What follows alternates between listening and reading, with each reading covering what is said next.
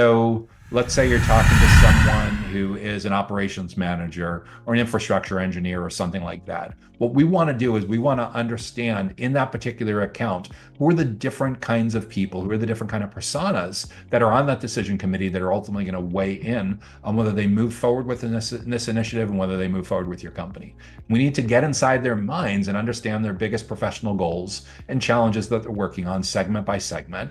And we need to put out these great educational resources, these great educational events that motivate these folks to want to spend significant amounts of time with your team, as many of those 28 touch points as possible. And as we've talked about, when we do this well, they're highly motivated to bring their co-workers with them, to bring their boss with them, to bring other members of their team and members of other teams with them. So Center sales has changed. Is your team living in the past? We recently held a webinar on this exact topic, and immediately following the webinar, I hosted a informal Q&A, question and answer session, where I answered a handful of questions directly related to the topic of figuring out, is your team living in the past? And are you prepared for the massive changes that your clients, that your future prospects are requiring from sales professionals going forward? Let's listen into that Q&A session now. Whenever we host a webinar like this, we always ask for your input on what is top of mind. You'll notice whenever you register or sign up for any of our educational resources, we always ask for what's your biggest sales and marketing challenge. If you're doing a significant amount of lead gen on your own website, it could also be a very savvy strategy to empower your sales teams with some basic information in your CRM about what individual contacts in companies care about in aggregate. When you look at 4, 5, 6 team members that are on a decision committee, in aggregate what they care about, and when you take an entire segment at a time and you look at a couple dozen, a couple hundred, a couple thousand people in a particular buyer persona, what the aggregate is telling you about that customer insight research. Very, very valuable. So with that in mind, we're now going to switch into the bonus question and answer session. If you have any questions about topics that I have talked about in today's webinar, feel free to drop those into the chat pane. If you can also include those in the Q&A pane, and I'll try to get to as many of those as possible in the remaining time that we have available for today. And I'll go back and forth between the challenges that were sent in ahead of time and questions that are being submitted live. So the first question up is, with new account penetration efforts, when it comes to penetrating new accounts and finding new clients, what should we focus on? So when it comes to getting into new accounts, penetrating new accounts, and finding new clients, what should you focus on? I think the first thing is to make sure that you have a simple one-page, super crisp, documented ideal client profile. The ideal client profile should indicate geographically where your ideal clients are located, their company's size, and sure, it could be interesting to include the square footage or square meters of their data center and how many kilowatts or megawatts or perhaps even gigawatts that they need. But when it comes to prospecting and go to market, at some point you're going to want to normalize and standardize based on employee headcount, number of employees, or revenue. So we want to know geographically where your ideal clients are, how big or how small their companies are, the range of employees that are a good fit for you, and are there certain industries that are a better fit than others? We know when it comes to a lot of parts of digital infrastructure and data centers, depending on where you're located, there's compliance, certification, accreditation issues that come up, and you either have the ability to deliver on those for certain kinds of clients or you don't. So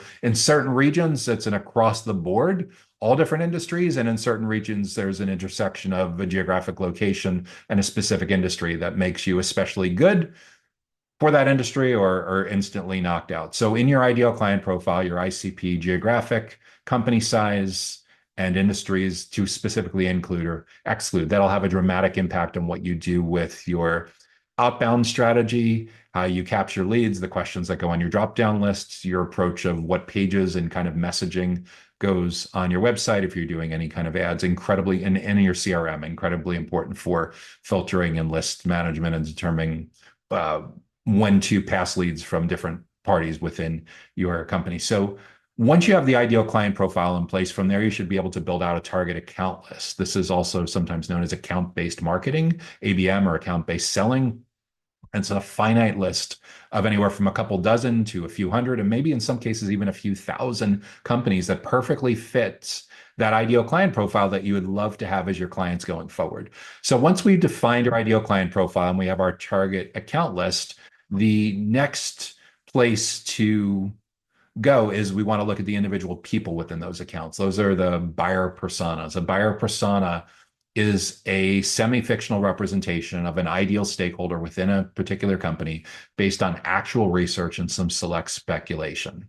The actual research is incredibly important. Sure, talk to some people internally within your own company who've been in the industry, have been at your company a while. But I would encourage you to, that internal input should be no more than 20% of the research. Most of the research needs to come from doing actual research with the actual personas. And you don't typically need huge numbers. Looking at 5, 10, 20 types of people in each of those segments can be a real eye opener for getting consensus on what they care most about. We need to know what their top 5 or 10 biggest professional goals are that they're working on individually, as a team, as a company, and we need to know those goals in their own words. Not what we think those words are, but what the words actually are. Getting that messaging right, getting the language right is incredibly important. Those are the goals they're looking to achieve that are directly related to whatever you do in data centers, in digital infrastructure and critical facilities. And the other side of the equation is we also need to know what they're struggling with the most. What is their biggest challenge? What is their biggest stressor in your category or directly or indirectly related to your category? And we need to get the consensus on those biggest challenges, again, in their own words. Not what we think the words are, but what the words actually are, because we've done interviews, we've done surveys, we've studied their search and social footprint, we studied the notes in our CRM, but we need to get consensus on that in their own words, their biggest goals and challenges. And we do that for our primary buyer persona, the biggest economic stakeholder that shows up on the decision committee. We certainly need to do it for our secondary buyer persona as well. Maybe you need to be in front of CFOs and CTOs. And finance executives and IT executives talk about things quite differently and have different priorities. So we need to know their language, their biggest goals, their biggest challenges for each of those, at the minimum, the 2 most important segments. The bigger your resources are, the bigger your deal size is, the more I would encourage you to segment and personalize even a little bit more beyond that. A tertiary buyer persona, over time, you might know who the deal killer is, who the detractor that if they show up is going to get things totally off the rail. You need to study who they are as well. So we make sure that your team doesn't waste time on people that are working against you. But those are some really, really important strategies for identifying who the people are, what they care about, and what defines their company, and what is that finite list of companies we want to get into. Then we take the information that's surfaced from building out that 1, 2, 3 page research, that buyer persona, and we use that to build our educational events calendar, our educational content calendar. And then we take each of their goals and we take each of their challenges and we build out an amazingly helpful piece of content, an amazingly helpful educational event where we set ourselves up to be seen as the definitive go-to experts about anything and everything that this persona would care about for each one of their individual goals. You could make it a smorgasbord buffet kind of thing where you do a sampler platter where you do a little bit of each, but I would encourage you to also go pretty deep on each one of those. The goal should be when someone is invited to one of your events, to one of your webinars, gets told about a new downloadable resource, that they immediately stop in their tracks and like, whoa, I got to see this. How did they know I was struggling with this so much? How did they know that this was such a top priority within our company? I got to see this because it's highly relevant to my particular job function in a particular kind of company, in a particular geographic region of a particular size. It's like, wow, it's so ridiculously specific to who I am and what I care about. I got to know what my peers are doing to close the gap on this goal. I got to know how my peers are addressing this biggest challenge. So when you jump out of the vendor box and you show up as the teacher, the trainer, the consultant, the subject matter expert, the trusted advisor, amazing things happen, because not only in that environment do you find prospects and clients that are very willing to all of a sudden now share this resource, invite others from their team to also consume it. So you start to identify who the other members of the decision committee are because you said, hey, Bob, hey, Sue, I noticed you're registered for our breakfast seminar or our webinar on this topic next week. But it typically takes a village. There's usually people involved from infrastructure, engineering, cybersecurity, finance, compliance, whatever. So given that, who else should attend? You'd be shocked that simple little email automation that you've been able to do for 20 years now, how well it continues to work. And you'll know it's working because you start to see multiple people from the same company signing up and many of them attending your events. So you're already working on driving alignment when they're still really early on in that awareness and that consideration stage of the journey, long before they're ready for a sales conversation. You're driving alignment across a team, across multiple teams from the same company, because your resources and educational events are drawing the right people to you for the right reasons. So they see your client facing team members as experts. When you do this well, you stay on the short list throughout the full journey. When you do this exceptionally well, your competitors disappear off the short list because they keep coming back to learn from you over and over and over again. You've shaped all the criteria. They've bought into your methodology. They finally arrive at the sales meeting and they're literally quoting your resources and your methodology that they've used to navigate this whole journey. Is this going to happen overnight? No, this is a big culture change for a lot of companies.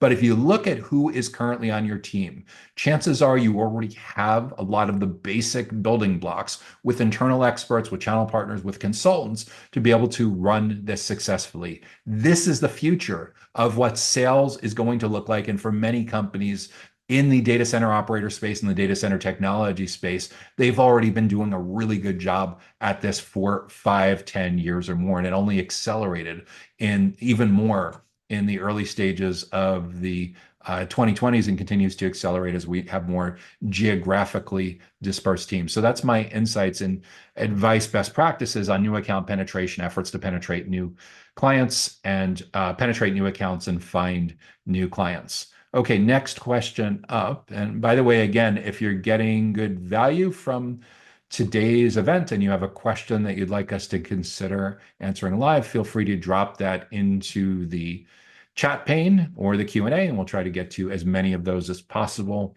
within the next 15 minutes before we wrap up our bonus Q&A session today. So next question has to do with awareness challenges.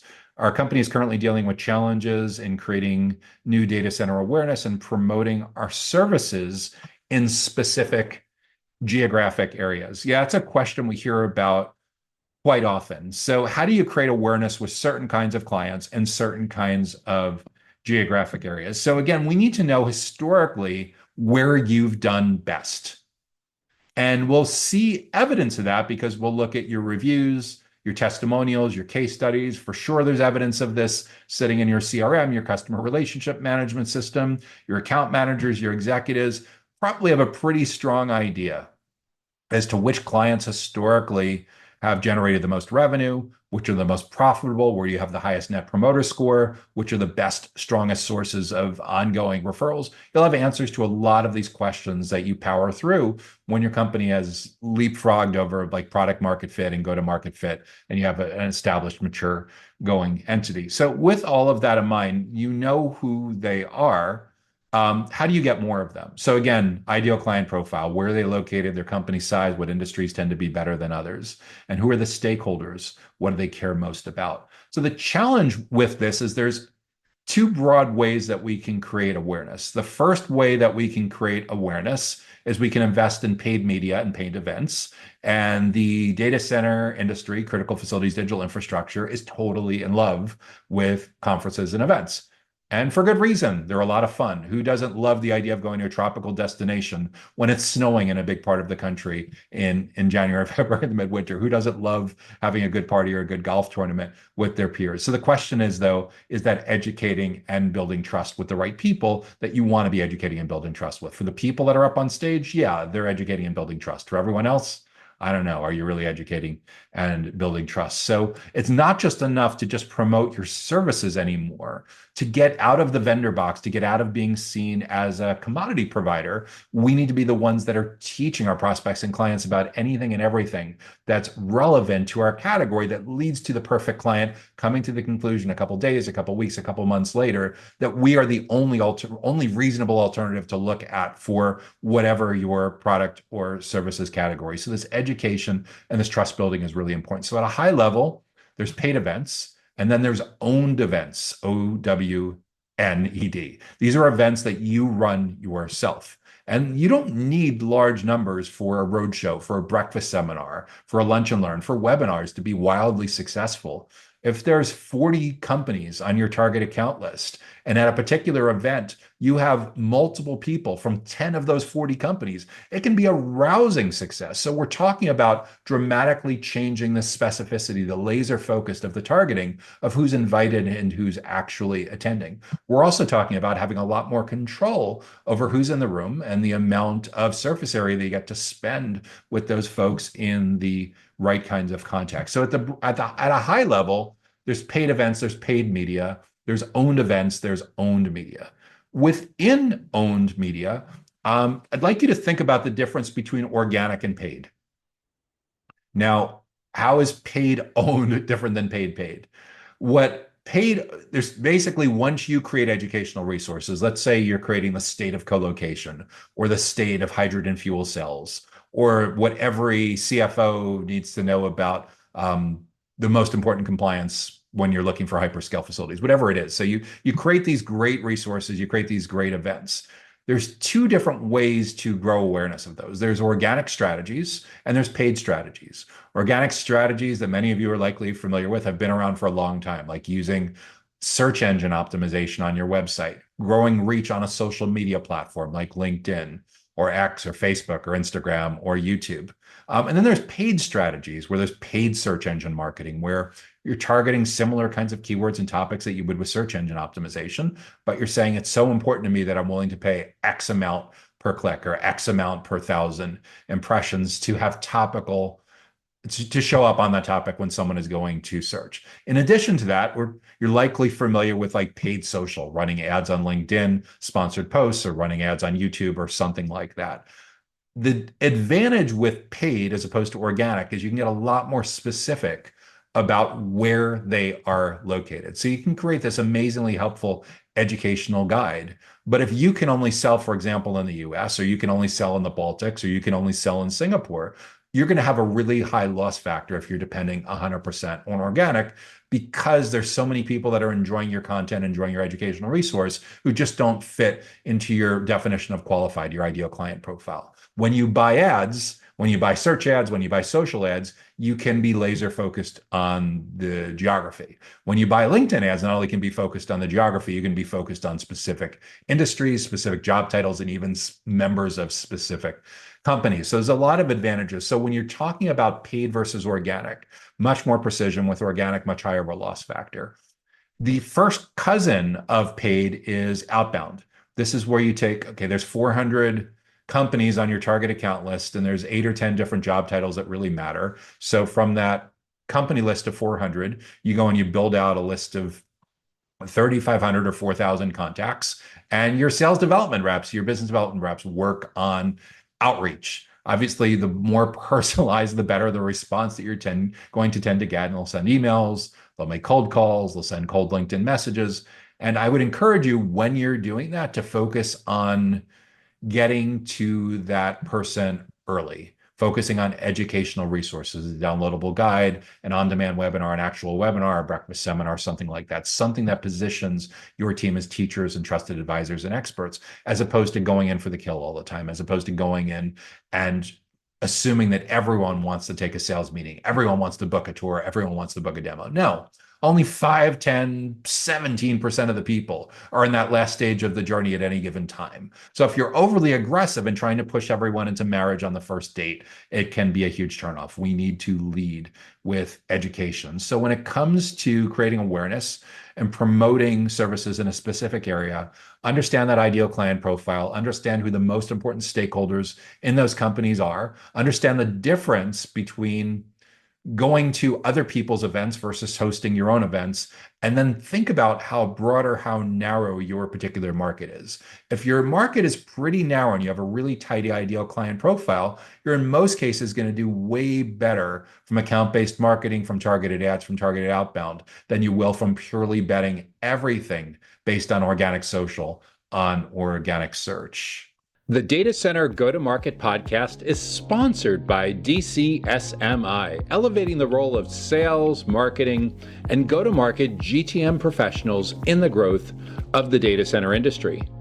To stay informed about upcoming episodes, make sure that you subscribe to the Data Center Sales and Marketing newsletter on the DCSMI website that can be found at www.dcsmi.com.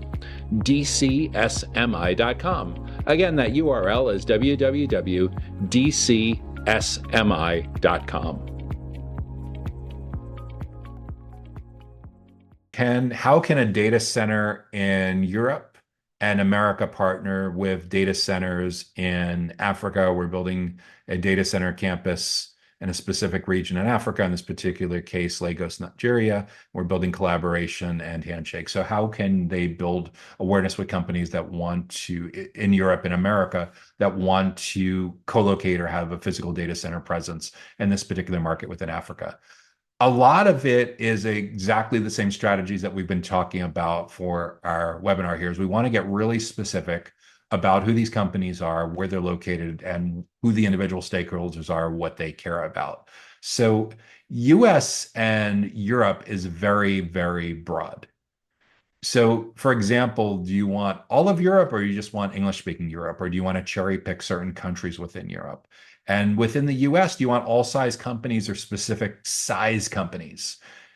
Same thing within Europe. So we need to get specific about the location. We need to, because that has for sure implications on how you do your educational events and your educational resources. If you're marketing, for example, if you want to target clients in France or Germany, you need your content to be in French or German. Just English alone is not going to be enough. So those issues come up with localization when you get specific on your geography. And we need to get specific on company size. Is your data center operator business really going to be as successful with all size companies, or are you more successful? Do you think you're going to win most often with a sweet spot range of company sizes? For example, maybe the target company needs to have a minimum of 50 employees and no more than 5,000 employees, because below 50 employees, maybe they can't afford your minimum, and over 5,000 employees, they may have such burdensome financial requirements, compliance requirements, IT requirements, facilities requirements, whatever it is that your data center operator business just can't accommodate right now. So get specific on where they're located, their company size, and if there's certain kind of industries that you want to go after that you think are going to be especially good fits for what you have based on experience that you have in certain industries in that particular geographic market, or lack of experience that you have for inclusions and exclusions. So it's defining that ideal client profile, building a target account list, and creating awareness long distance. I always talk about with colo operators, you basically need two different go-to-market playbooks. And this doesn't matter whether you have one location, 6 locations, or 60 locations. For each location, there's a hyper-local playbook where you're targeting people where there's extreme geographic proximity, where they can essentially drive to your facility, drive to your location within 30 to 60 minutes. That playbook should be largely focused on getting people to visit your facility in an educational context that's tied to also getting a tour. Like, for example, if you identify that you want to go all in on IT executives at manufacturing companies that are within a 1-hour drive of where you're located, you build out that list of companies that are in that industry, in that geographic region of the right size, figure out who the IT team members are, the 5 or 10 key people in IT that matter in each of these companies, and you invite them to come to your events. And when you do this well, your training classroom, your conference room, your foyer, wherever you're holding this, is continually filled up to full capacity of however many people you can accommodate at a time, 10, 20, 30 people at a time.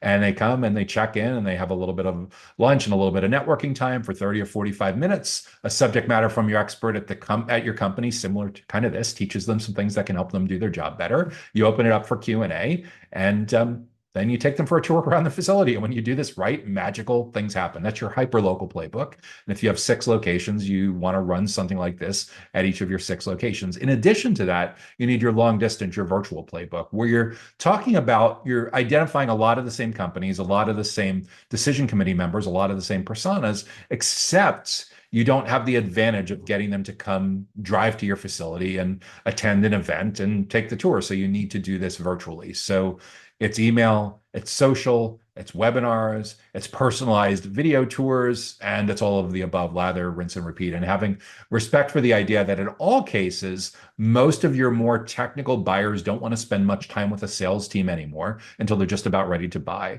But they all have topics, goals, challenges that they need to figure out to help them do their job better. So the better job you can do of showing up in that professional development, workforce redevelopment, L&D, learning and development kind of capacity, the easier you're going to make it on yourself, the more they're going to be motivated to want to spend time with client-facing members of your team, the more they're going to be motivated to bring their peers, to bring their boss, to bring their coworkers with you, and the more likely it is that you're going to drive alignment. So regardless of whether you're doing a hyper-local playbook, which in this particular case, it doesn't sound like you're doing, all of it needs to be done long distance, but it's the same basic idea, getting really specific on where they're located, how big or how small their companies are, what industries they're in, and who are these stakeholders. And one at a time, go about building virtual relationship using a lot of streams, using a lot of webinars, using a lot of multi-part webinars, using custom video tours, having a consultative sales process for people that are ready to raise their hand when they've advanced to that stage, except all of this needs to be done long distance. And rather than trying to boil the ocean, get really specific on a couple hundred companies that can make a big difference. Let's see what else we have here. Looks like we have time for maybe one more question. This has to do with funding. How we run into a lot of issues with securing funding for our initiatives. How do we power through that? So more than likely, what this means is you're talking to someone that you believe is has a stakeholder relationship in this particular company, but they don't have budgetary sign-off, and they're not empowered to get that budgetary sign-off. What that usually is a big red flag for needing is having more relationships with more people in that particular account. So let's say you're talking to someone who is an operations manager or an infrastructure engineer or something like that. What we want to do is we want to understand in that particular account, who are the different kinds of people, who are the different kind of personas that are on that decision committee that are ultimately going to weigh in on whether they move forward with this initiative and whether they move forward with your company. We need to get inside their minds and understand their biggest professional goals and challenges that they're working on segment by segment.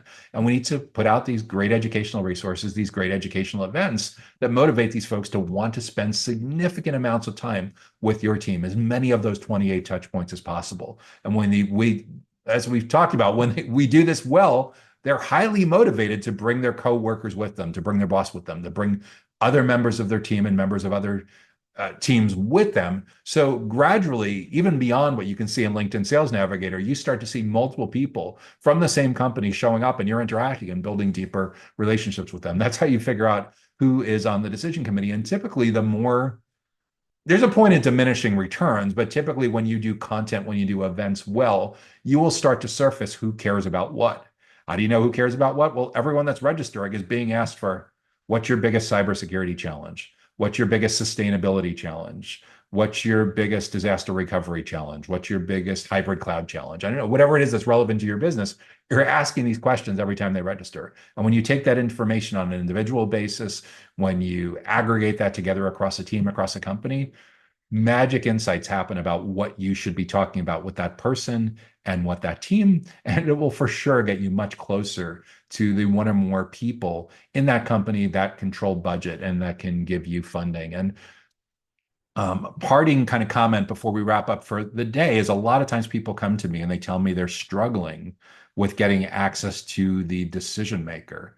I don't really think it's a matter of getting access to a decision maker anymore, because you could get a warm introduction to a CEO or CTO or CFO or CIO, whatever it is, in a company who's ultimately going to sign off. But they've become so risk averse that 9 times out of 10, they're going to kick it back to their team members for you to first go build consensus with their direct reports and the people that are on those teams before they bring it back to you. So there's no getting around this. The reason sales cycles have gotten longer is people are terrified of making mistakes. It's a way more complex environment than we had 5 or 6 years ago. And people don't want to spend time. They're allergic to spending time with sales. To the extent that we can repurpose our sales professionals to work truly as consultants, as teachers, as subject matter experts, we get invited into their side of the table early and often. And the early and often is incredibly important. And in the course of doing that well, you'll start to surface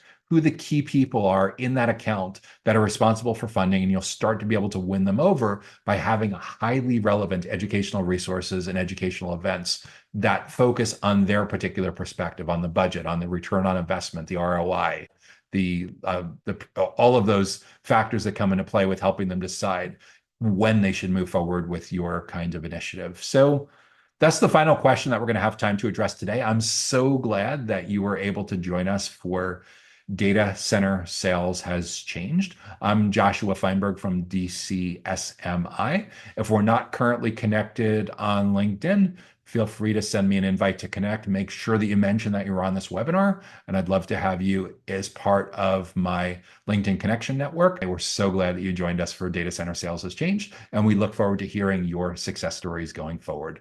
Let us know how we can help. Take care now and enjoy the rest of your day. The Data Center Go-to-Market podcast is sponsored by DCSMI, elevating the role of sales, marketing, and go-to-market GTM professionals in the growth of the data center industry. To stay informed about upcoming episodes, make sure that you subscribe to the Data Center Sales and Marketing newsletter on the DCSMI website that can be found at www.dcsmi.com. Again, that URL is www.dcsmi.com.